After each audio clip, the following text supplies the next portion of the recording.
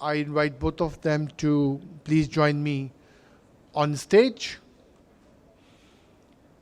And perhaps it will be a small presentation by Faisal Saab in the beginning, and then the file chat will be started by Tanveer. Please come on. Come and join.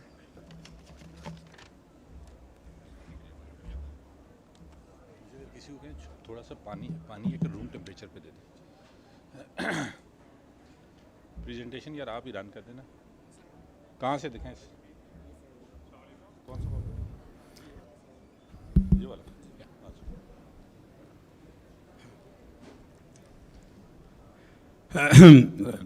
So we'll start off with the session wherein we would like to see some sort of glimpses of the future. और with a small note के वो कहते हैं ना कि दो ही वक्त गुजरे कठिन मुझ पे बहुत, एक तेरे आने से पहले एक तेरे जाने के बाद, तो ये एक खाने से पहले और एक खाने के बाद. So जो गो के एक बज चुका है, but I would like to make sure कि आप लोगों की भूख में और बढ़ोतरी आ जाए. I would like to make it as interactive as possible. I have with me Faisal Anwar. I think he needs no introduction. He is the group executive and the chief information officer for the UBL. And I think everyone knows UBL. Because UBL is the place where you comes first. So all of you comes first as when we talk about the UBL. So he is here, he has got 25 years of very diversified experience all across all the facets of the CIO. Initial हमारा plan ये था कि we'll start off with the presentation, and then we'll do some sort of a moderation, do some question answer sessions. But now we have just decided that in the lieu of the last two presentation, wherein offline hybrid mode में कुछ काम चल रहा था, तो हम ये बातचीत ज़रा online के बजाय ज़रा physical face to face mode में करना शुरू कर दें. So on this part, I think we'll start off, and starting off with the very first question from Faisal Bhai is regarding since the summit is for the future. So in order to make the future now possible, what are the talents, what are the skill set he sees that should be adopted by the upcoming CIOs and the upcoming talent who is aspiring to become the CIO? So considering all the disruption that is happening nowadays, I'm not talking about economical disruption, I'm not talking about the political disruption, I'm talking about the purely digital disruption. In the lieu of the digital disruption, what are the skill set that the people should adopt to rise up to the level where we can see it become a shining CIO like Faisal himself? So Faisal, over to you. Thank you very much, Tanveer. So first of all, thank you for the introduction. On a lighter note, the topic is the future, and I have a gray hair, so doesn't gel in very well, so I decided to wear a blue tie, so at least everybody realizes the future is not gray, it is actually blue, so we should live towards the blue sky thinking. So coming to the point, Tanveer, what you asked, देखें सबसे पहले what is far more important for the people who are into the technology field, that you need to become fearless. When I interact with a lot of people, when I have those conversations with them, I see a fear of failing, fear of falling. So you need to build that level of confidence that while you run, you will fall also, and you need to learn that art to strike the right balance. So falling and failing are two different things. If you fall, does not actually categorize that you have failed, and it is okay to fall. It is okay to make a mistake. We are too worried, too shy to admit that I made a mistake. Do you think in my whole career I never made a mistake? The answer is no. Yes, I made mistakes. Do I own up to them? The answer should be yes, and that's the only key to success. So falling is okay. So that makes you fearless. Then comes the technology adoption part. So the software part first, and that is when you can actually, the universe opens for you. And when I define, the way I define the fear is that the boundary is actually is made in your mind. It is not the universe outside. So when we draw a canvas, the canvas has no boundaries technically. It is a blue sky. But when you start drawing, it's your mind who starts telling you that you have the boundaries. So you start breaking those boundaries. Then one thing that I also emphasize a lot that CIOs must do is do a lot of whiteboarding. So it is very different for most of you to hear from me that I talk very less of technology, because today I feel, and I attribute to my teachers at that point in time, who's asked us most of the time before we start even programming to start writing on the piece of paper. So whiteboarding, that will give you the visibility, why are you actually solving this problem? So somebody walks into you and you are a CIO and says that I want to do this. As a CIO, your reflex should not be that, okay, this is the answer. The first thing is, why are you trying to solve the problem? What is the problem? And what is the end effect? Once you have done that, then pick up the pieces and then go and evaluate the technology. But do evaluate the technology with no biasness. So primarily what I see and where most of the people would fail is a safety net. I would prefer to operate in my safety net. That means that I would adopt the technology that I have always been very, very comfortable with. So avoid doing that. And one of the things that I have also started practicing, and so have I made sure that my team starts to practice, is a growth mindset. I was talking to, just before coming here, to one of a friend and a colleague. I feel it, my lack of a better word, I said the CIOs has become a commodity, and your shelf life is reduced from number of years to less than a year, unless you make sure you remain at the cutting edge. So it's not that you made it there, it's about retaining that position. And then retaining the position by remaining in the blue seas. So the concept, I hope everybody understands, there is a red ocean and a blue ocean. So you need to decide, if you're a thought leader, you want to remain in the blue ocean and not in the red ocean. I think very well said. Or Faisal, just to add up to what you just mentioned, कि future की summit है और grey hairs हैं, यहाँ hairs ही नहीं हैं. So does it make any difference? That also goes with the same thing with the sense of age. And I also chose to have the blue shirt, so at least try to be. So that was just a coincidence. To look younger. So coming to the point, I think one of the key insight that I have heard from what you mentioned was more about there's a difference between failing and being a failure. Being a failure is a mindset, and failing is something that can happen anytime. So we need to differentiate between when we fail and when we have that mindset of becoming a failure person. So that's something very good insight. First, you talked about adaptability, and when we talk now about adaptability, that's where comes the challenge of adopting to the new digitization waves. For example, let's take one simple example of cloudification. And I saw your presentation, which we're not showing over here, but as part of the presentation, you talked about cloudification a lot, wherein there has been the challenges in terms of on-prem चीज़ें रखनी हैं, cloud पे रखनी हैं, especially coming in from a finance and more specifically banking industry. It can take us to some other discussion, but what are your thoughts on part of the adaptation of the cloudification? We can hear for the rest of the evening, but I'll make sure that I try to be very concise trying to answer this. I have interacted a lot with service providers, GCSPs, which are the global cloud service providers. I have interacted a lot with the local service providers. We have done a lot of innovation on premises. One thing after all of this deliberation around it, one thing that I did realize that no matter which angle you take to look towards the cloud, right, it is more of a financial challenge and a problem to solve than a technical problem to solve. So that's number one. Why? Because you need to understand your business first. So it's not just that I decide as a CIO of one bank and say, right, tomorrow I'm going to be in cloud. So what is it that I'm going to solve on the cloud? Why I'm going to solve it in a cloud? And what is the return of investment on that cloud? That three factors, and plus the fourth, natively, normally I don't say it, but some of my friends here, CISOs, would come and complain later, the security aspect. So four pillars on which you need to bank this on.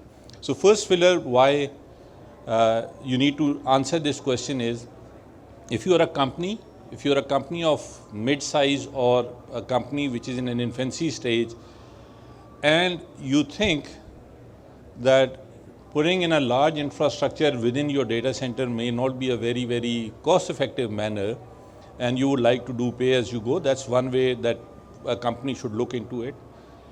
Then there are medium to large organizations. I categorize UBL as medium because when we talk about the universe, if we talk about Pakistan, then we are a large organization, but because we're talking about cloud, so we take the yardstick of being, my apologies, but I thought we do a lot of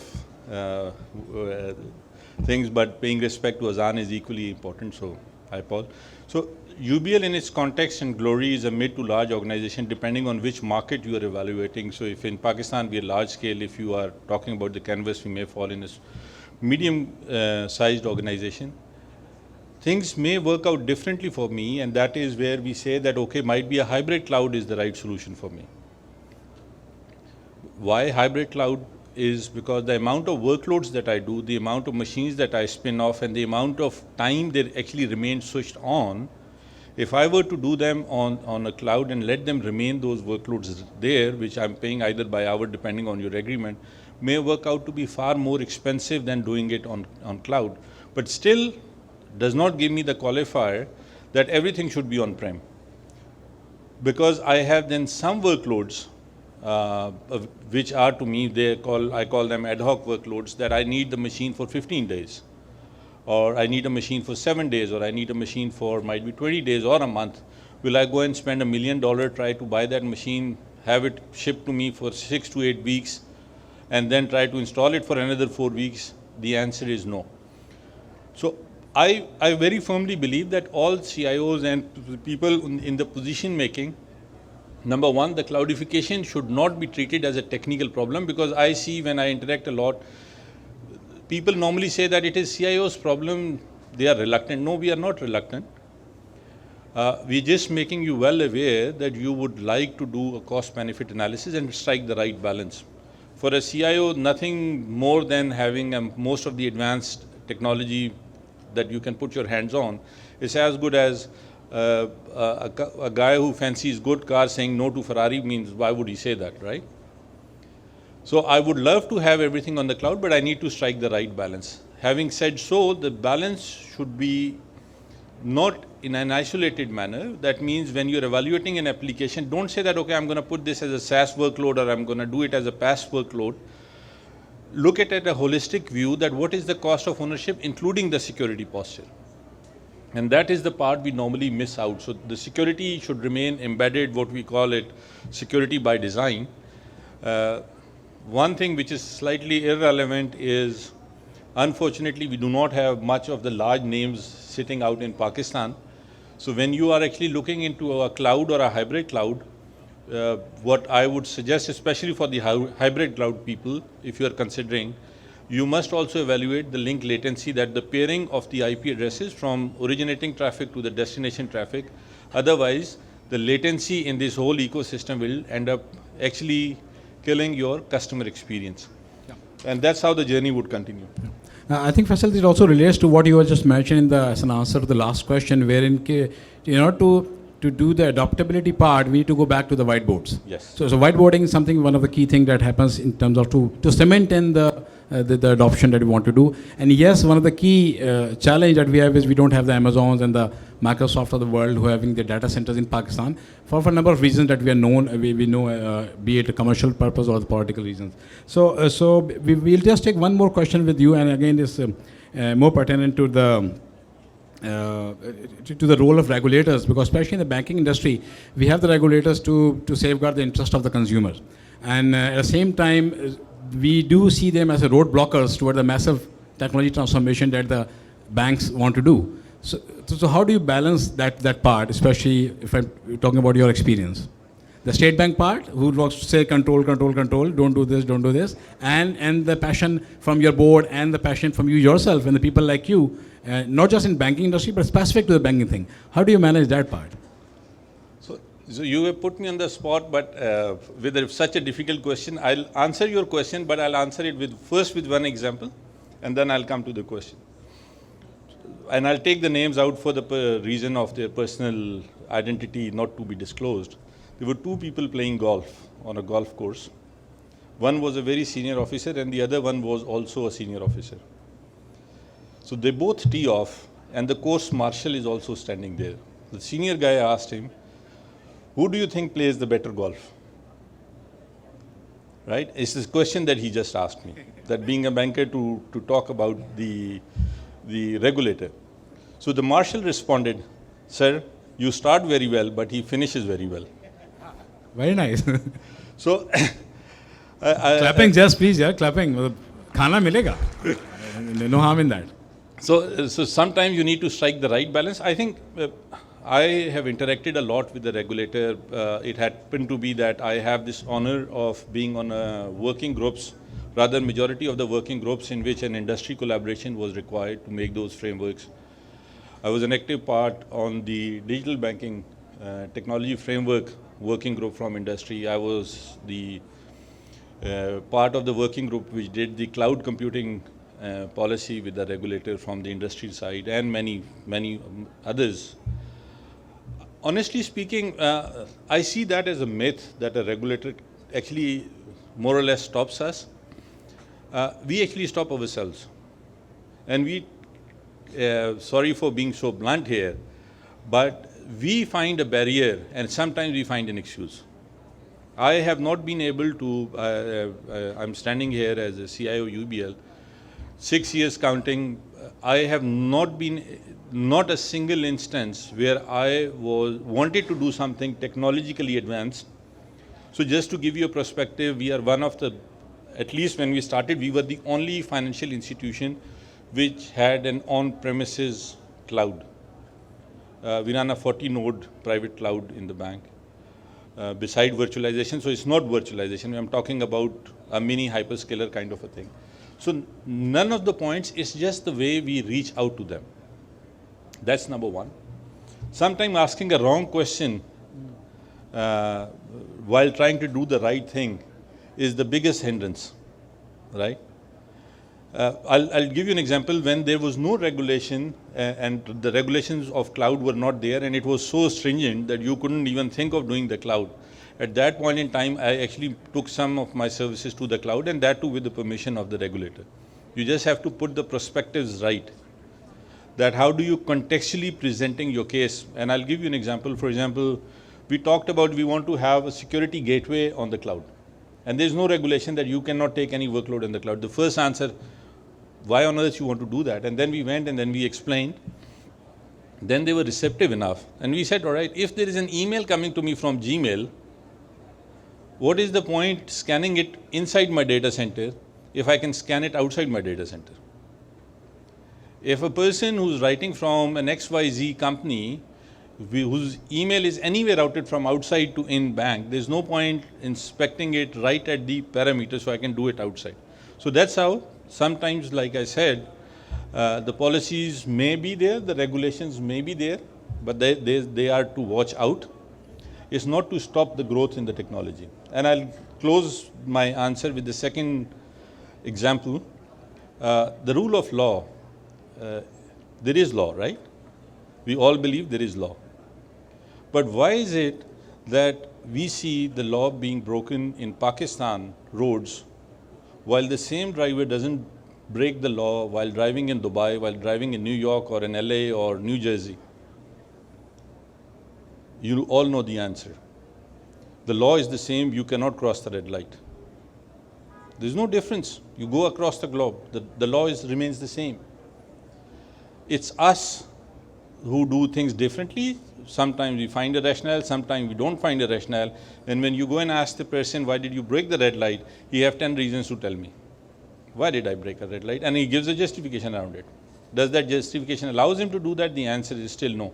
So my answer, coming back to summarizing the question, because I was trying to be like the marshal on the course between the two senior executives.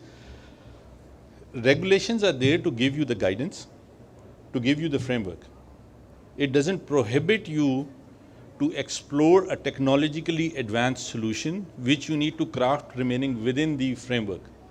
Once you have done so, then you can reach out to anybody and say that, okay, I have this blueprint which I think would actually fit in best. Let's have the deliberation. And I'm sure it would be supported. Yeah. Thank you, Faisal, for the deep insight. And I think one of the things that I picked up from this answer was regarding, that also relates to the talent that is needed by the CIOs of the future, is breaking the barrier. I think this is something which has resonated a lot. And with the same thing, from breaking the barrier, we also like to reflect on the breaking the bias also. And seeing a considerable amount of women in this room, my personal thanks and heartfelt gratitude to all those women who are there in the room and making it possible for the International Women's Day celebration tomorrow. So thank you very much to all the women, and more power to you. I'll open the floor for the question. Unfortunately, due to the time constraint, we can take only one question. So yes, we have got the hand raised. Anyone? Yeah. Yeah, can somebody please pass on the mic, please? Thank you. So Omar, you can ask me the difficult one at my office. This won't be the difficult one. So the topic is future, and I read a statement by a global leader saying that every company will have to be a technology company in the future. Can you talk a little bit about it? Every company has to be technology company in the future. That is, so what is technology technically? Let's define technology parameters first. I may be referred as a cross-examined and referred as a person who may see things very differently. Technology is a means to an end. Let's put this perspective first. So it's very easy for anybody to stand up here and say that, let's be a technology company. Number one, technology is a means to an end. What is it that you are trying to solve? So I normally, the way I would respond, number one, first look at your LOB, which is the line of business you are in. See the adaptability and maturity of your organization, and then start to adopt technology. But while you're doing that, do answer one thing very, very clearly. What is it you are trying to solve? You don't want to be lost in the woods once you have done a, let's say, $100 million investment in a company, trying to figure it out, what have you done and why have you done it? So you should have a clear fundamentals, right? So I'll give you an analogy. For example, when we started the data program at UBL, right? And I'm going to try to be very precise because otherwise it's a very long answer. The easy way out would be, as a CIO, I would have said that let's set up a data lake, right? It's a technology, let's put a product and let's put it on and here you go. And we said, no, that's not what we're trying to solve. What is it that we are trying to solve? The technology is a means to an end. So we said, all right, the first step is definition of that problem statement. So, and we said that, okay, definition is that we want a data-driven organization, right? So that's the first definition. Then you ask, why do you want it to be a data-driven organization, right? You want a data-driven organization because you don't want personal biases to be part of this, right? But the third part is, when you made it that way, that there are no personal biases in this problem, you created another problem and you said, there will be model biasness in this, by solving this. So how do you solve the model biasness? And you said, all right, then I will do the data governance of it. And while you're doing that, you see, oh, I need to figure out the data security as well. So yes, the answer to your question, and the gentleman, whoever said it, yes, you need to have the technology. That's the only way or means to an end. But remember one thing always, it's always people, process and technology, not the technology, process and people. So before you select the technology, make sure you have the people who's going to run it, adopt it. You have the questions being answered well, as how, why, when, what is the right time. Sometimes you want to do something which is premature. So let's say you decide something and you do it ahead of time. Then when you do it too much ahead of time and the industry receptivity is not there, and you're trying to now prove a business model which says that the return on this technology would be $10 million a year, boss, you will be struggling to figure out how do you sustain this, because somebody is going to come and question why you ended up doing this. So the timing, adoption, but at the same time it is far more important that whatever innovation you are doing, that would, at least in this part of the world, will only buy you a lead time. what I do and what you guys do is two different things. My success only lies that how much lead time do I have for somebody to follow and catch up with me, and how I am capitalizing on that lead, transforming that lead into business deepening. If the answer is yes, then go ahead. Yeah. If you have not figured that part out, you will end up with a very good technology, just like a Ferrari. The day you take it out, it will be a seesaw somewhere on Karachi roads, because you never figured it out that the speed breakers are actually made for SUVs only, not even the sedan cars. Yeah. But that's, so I try to be very precise because of the time constraint.